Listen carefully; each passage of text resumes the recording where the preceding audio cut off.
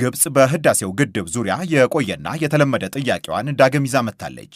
የጥያቄውን መንገድ በመለወጥ በግድቡ የውሃ አለቃቀቅና አስተዳደር ዙሪያ የተፋሰሱ ሀገራትና የአፍሪካ ህብረት በጋራ የሚያዋጡት የባለሙያዎች ቡድን ኃላፊነቱን ይውሰድና ያስተዳድረው የሚል ሐሳብን ከሰሞኑ ማንሳት ጀምራለች። በአፍሪካ ሩሲያ ጉባኤ ላይ ንግግር ያደረጉት ፕሬዝዳንት አልሲሲ ደግሞ ከኢትዮጵያ ጋር ምንም ችግር የለብንም፣ የእኛ ፍላጎት ከናይል ጋር የተገናኘው መብታችን እንዲከበር የመፈለግ ነው የሚል ያንኑ የቆየ ጥያቄያቸውን በአዲስ መንገድ አቅርበዋል። በሌላ በኩል ግብጽ የኢትዮጵያ የባህር በር መልሶ የማግኘት ጥያቄ እንዳይሳካም እላይታች እያለች መሆኑ እየተነገረ ነው።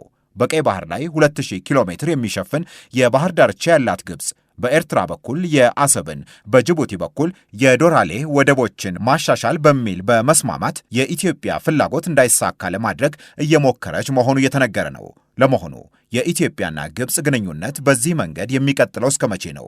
የህዳሴው ግድብ ድርድር የባለሙያዎች ቡድን ሰብሳቢው ኢንጂነር ጌዲዮን አስፋው ግብጽ የኢትዮጵያ መብት እስካልተቀበለች ድረስ ግንኙነቱ የሚቀጥለው በተመሳሳይ መንገድ መሆኑን ያነሳሉ። የግብጽና የኢትዮጵያ ግንኙነት እንደዚሁ ነው የሚቀጥለው። የእኛን ውሃ መብት የመጠቀም እስካልተቀበሉ ድረስ አሁን ያለን አድቨርሰሪያል የሆነ ሪሌሽንሽፕ ይቀጥላል።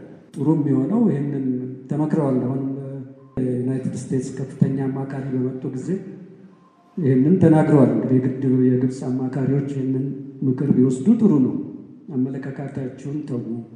የዩጋንዳው ፕሬዚደንት እዛ ድረስ ሄደው የሂስቶሪካል የምትሉትን ተዉ እና ትልልቅ ሰዎች አማክሯቸዋል።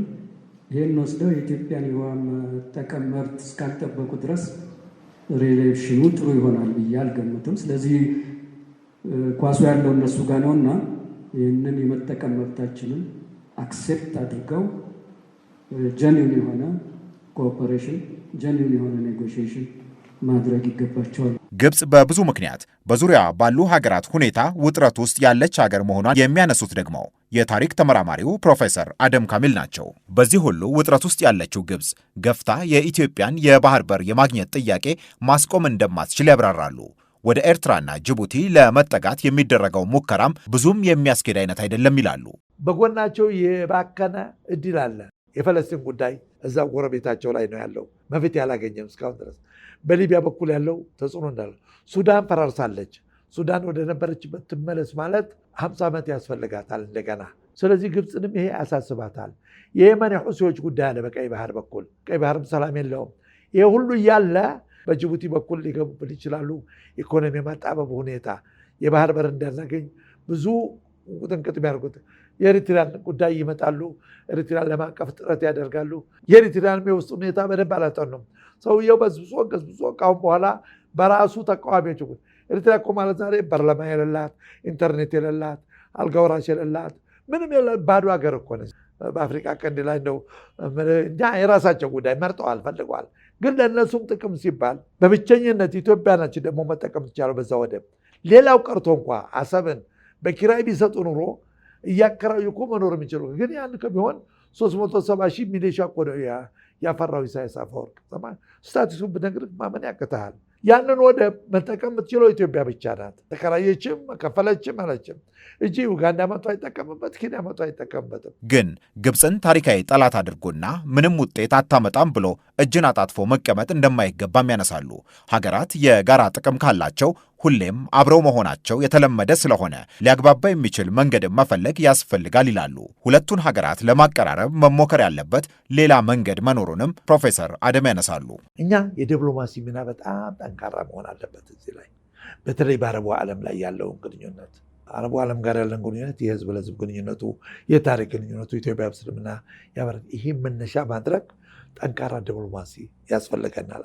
እስልምና ጉባኤው ዝም ብሎ የሃይማኖት ድርጅት አይደለም። በልማቱ፣ በሰላሙ፣ በበረከቱ፣ በዴሌጌሽኑ ይቺ ሀገር በሁለቱም አቅጣጫ ትልቅ ቦታ አላት። ወደ ሙስሊሙ ዓለም ስትሄድ ሙስሊሙ ዓለም ያከብረሃል በደንብ አድርጎ፣ ጥያቄህንም ይቀበላል። ለአንተ ተገዥ ነው። በእናንተ እንደ ሀገርም እንደ ንጉስም እንደ ቢላልም ተሳትፎ ባታደርጉ ይሄ ዓለም አቀፋዊ ሙስልምና ዛሬ በሰፊው የተሰራጭ ያለው መሰረቱን ይጥል ነበር አይጥል ነበር። ስለዚህ ዕዳ አለብን ብለው የሚያምኑ ናቸው። ያንን ማንጸባረቅ ያስፈልገናል። እኛ ሌሎች የግብፅ ቤተክርስቲያንና የኢትዮጵያ ቤተክርስቲያን ረዥም ጊዜ ግንኙነት የነበራቸው ናቸው። እነኛም ቤተክርስቲያንም ወደ ግብፅ ቤተክርስቲያኖች ጋር አብራ መንቀሳቀስ የሽምግልናው ባህሪ መስራት አለባት። ይሄ ለህዝብ ግንኙነቱን በደንብ የሚያዳብር በጋራ እንዴት እንጠቀማለን፣ በልማቱ እንዴት እኛም እኮ 21ኛ ክፍለ ዘመን መኖር እንፈልጋለን። በረሃብ እስከ መቼ ድረስ ተውጠን እንኖራለን? ፖፑሌሽናችን እየጨመረ ነው። ዘመኑን መኖር አለብን፣ ቴክኖሎጂውን መጠቀም አለብን የሚለውን ይሄ ሁሉ የዲፕሎማሲ ስራ፣ የሃይማኖት መሪዎች ስራ፣ መንግስት አስፈጻሚ አካል ነው። ከሞላ ጎደል ሊኖርም ላይኖርም ይችላል፣ ሊሰራበትም ይችላል።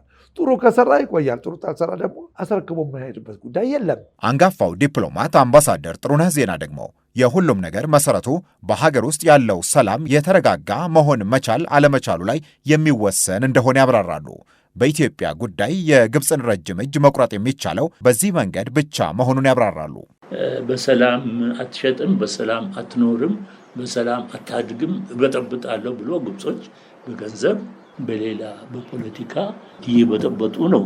ይሄንን መጀመሪያ የግብፅን እጅ መበጠስ ያስፈልጋል። በጣም በከፍተኛ ደረጃ አገር ውስጥ ሰላም መፈጠር አለበት። የሚከፈለው ተከፍሎ ያ ከተደረገ ኢትዮጵያ ያላት ችግር በሙሉ ይጠፋል። ግብፅ ምንም ልታደርግ አትችልም። ጦር መዛ ልትመጣ አትችልም። ሱዳንም ምንም ልታደርግ አትችልም። ጦር መዛ ልትመጣ አይችልም። ሁሉም በኢትዮጵያ ውስጥ ሰላም ከተፈጠረ ከኢትዮጵያ የሚያገኙትን ጥቅም ለማግዘፍ እንጂ ሌላ መንገድ የሚፈልጉት አይደለም። ግን ሰላም፣ አንድነት፣ ሰላም ነው በቃ። ከዛ ባለፈ በግብፅ ባለስልጣናት በኩል በየጊዜው የሚሰጥ አስተያየትና የሚወጣ መግለጫ የተለመደ አይነት ስለሆነ ለኢትዮጵያ ስጋት ሊሆን እንደማይችል ተናግረዋል።